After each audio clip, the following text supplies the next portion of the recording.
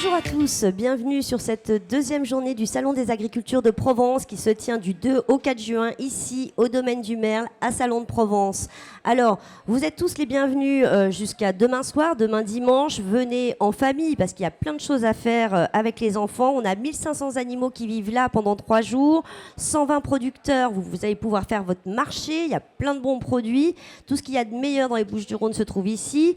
On est sur 6 hectares de terrain de jeu. Alors 6 hectares, ça vous laisse de la place. Vous pouvez vous faire un bain de soleil ou vous mettre à l'ombre, juste derrière nous. Vous avez également un événement assez étonnant qui est le championnat de France des arboristes grimpeurs. Alors, on les a vus à l'œuvre hier. C'est franchement très, très impressionnant. On vous emmènera avec la caméra tout à l'heure pour les rencontrer et comprendre leur métier. Donc, j'accueille Marilène Bonfillon, adjointe au maire de Salon de Provence. Vous êtes adjointe à l'urbanisme et à l'agriculture. Deux sujets parfois qui peuvent avoir des conflits d'usage. Et vous êtes également conseillère métropolitaine. Merci Marilène d'être avec nous ce matin. Vous êtes ici parce qu'on dit de vous que vous êtes à l'initiative de ce salon. Est-ce que vous pouvez nous raconter un petit peu comment est venue cette idée d'installer ici ce grand rendez-vous de l'agriculture ? Oui, bonjour.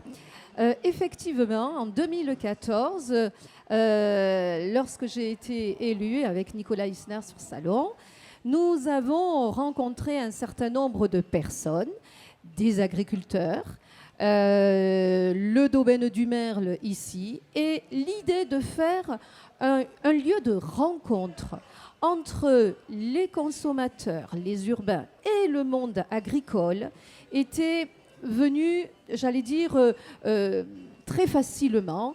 Et donc, nous avons œuvré avec Michel Mille, l'ancien maire de Lançon de Provence.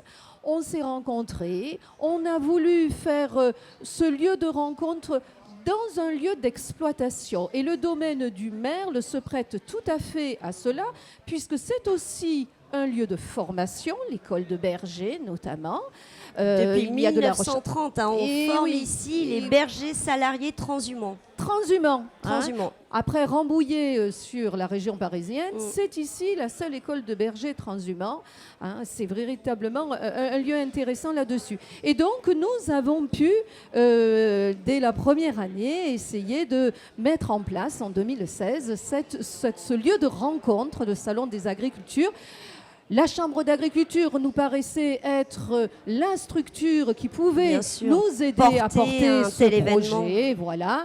Et puis, nous sommes passés par Mercantour, qui a bien joué le jeu, j'avoue, depuis plusieurs années. Les équipes de le professionnalisme là-dessus. Voilà.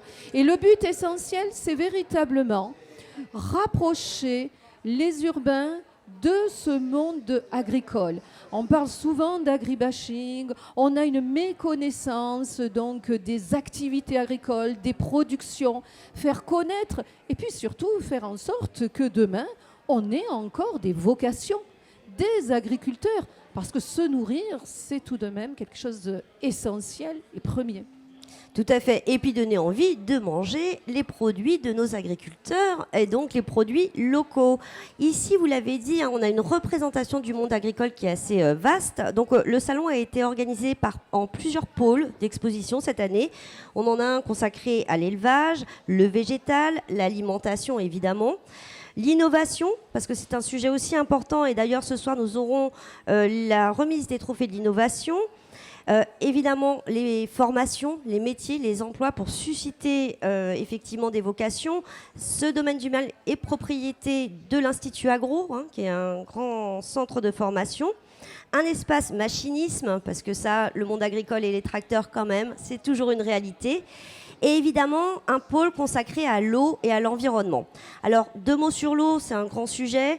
A priori, on n'en aura pas aujourd'hui. On n'en a pas eu assez l'année dernière, encore moins cette année. Qu'est-ce qu'on peut dire de ça, Marilène ? Alors, le sujet de l'eau a occupé beaucoup les médias l'année dernière, effectivement. Donc, on sait tous que nous sommes dans une période de réchauffement climatique. Et l'absence d'eau où les irrégularités au niveau de l'eau posent des problèmes au monde agricole, mais pas que. Effectivement, nous sommes dans une région où maîtriser l'eau, travailler en fonction du manque d'eau, c'est tout de même quelque chose que les Provençaux savent faire depuis fort longtemps. Il y a une tradition dans la maîtrise de l'eau et aujourd'hui encore, comme depuis le XVIe siècle où on a su dériver l'eau de la Durance pour venir irriguer donc notre plaine de Crau là par exemple, aujourd'hui encore, les structures d'irrigants savent le gérer. Maintenant, il faut aussi, vous parliez de technologie, il faut aussi apporter des technologies nouvelles pour pouvoir améliorer encore cette maîtrise de l'eau au mieux pour l'économiser, pour la partager entre tous. Mais sachez que nous sommes ici dans un système d'irrigation qui est bien particulier parce que notre système d'irrigation sert non seulement à l'agriculture, mais aussi va alimenter la nappe phréatique. Et sans cette aide importante, nous ne pourrions pas être aussi nombreux sur notre région ici de la Provence occidentale. Et j'invite toutes les personnes à se rendre au pôle de l'eau, où vous avez le CIMCRO, ce syndicat mixte de la nappe de Crau, qui œuvre sur le suivi de cette nappe et la qualité de l'eau, et là j'y tiens beaucoup aussi à le dire.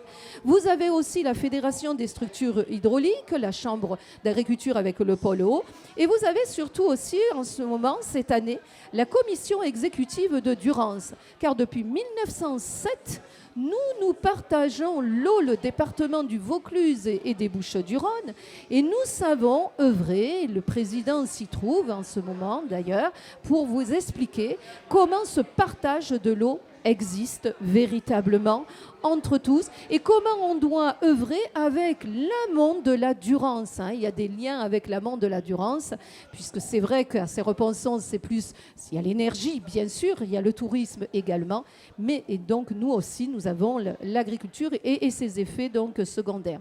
C'est vrai que nous avons ce pôle eau depuis le début donc de ce salon des agricultures, tout comme le pôle végétal. Et il faut saluer également les agriculteurs locaux qui chaque année montent une serre, mettent des plans pour pouvoir bien expliquer aux urbains comment on fait pousser une tomate, une courgette, une aubergine. Ils peuvent le voir et avoir les explications de ceux qui au quotidien donc pratiquent cela. Quant au pôle animal, bien sûr, c'est un lieu qui attire beaucoup les enfants. Et oui, et oui. Nous avons l'association des communes pastorales qui défend ce pastoralisme et qui a des projets pédagogiques pour susciter les vocations en matière donc d'élevage et en lien avec le domaine du merle notamment. Il y a aussi, pour expliquer comment se fait la transhumance, puisqu'on parlait de bergers transhumants, il y a aussi un camion donc, qui montre à tout le monde comment les bêtes transhument depuis la Crau jusqu'aux alpages, comment le bien-être animal est tout de même préservé, quoi qu'on en dise parfois. Il y a quand même. Ici, voilà. Les animaux sont plutôt pas mal, puisqu'on a vraiment des fermes. Alors évidemment, tout ça est sous la surveillance des services vétérinaires, mais c'est vrai qu'ils sont installés. On a reconstitué des enclos, des fermes. C'est merveilleux, c'est vraiment à voir. Merci beaucoup, Marie-Hélène Bonfillon. J'ajoute simplement que si le sujet de l'eau vous intéresse, vous avez la possibilité de visiter le répartiteur ici. Donc il faut savoir que l'ouvrage hydraulique, effectivement, dans ce territoire, remonte en partie 18e, voire 16e, avec le canal de Alors, Craponne. le canal de Craponne, passé là au XVIe siècle, effectivement. Et pour l'anecdote, pour vous dire que ce lieu de partage de l'eau est fondamental, c'est qu'au moment donc, où l'autoroute a été mise en place, il était question donc de passer sur ce lieu-là. Quand ils ont vu les prouesses hydrauliques de canaux dessus, dessous, ce partage de l'eau, ils ont détourné l'autoroute donc pour laisser effectivement cet ouvrage hydraulique. Et où aujourd'hui, il faut reconnaître que le travail des égadiers, garde-canal, est au cœur de cette maîtrise de l'eau. Et c'est ô combien difficile d'être réactif, d'où la nécessité d'équiper aujourd'hui avec de nouvelles technologies pour améliorer encore ce travail indispensable. Oui, allez le visiter, le partiteur. Effectivement, c'est un lieu intéressant où vous allez voir cette eau qui, comme sur une gare de triage presque, donc l'eau est orientée. Très Voilà. bien. Eh ben, merci beaucoup. On vous souhaite un excellent salon. Merci pour cette initiative que vous avez eue il y a 6 ans. C'est la 6e édition. Chaque année, c'est de plus en plus un grand succès. Vous parliez des urbains, des citadins qui peuvent venir. Mais même si vous habitez à la campagne, vous avez le droit de venir au Salon des Agricultures de Provence. On vous attend. C'est jusqu'à dimanche soir. Merci Marilène. Merci à vous. Bon salon pour tout le monde. Merci.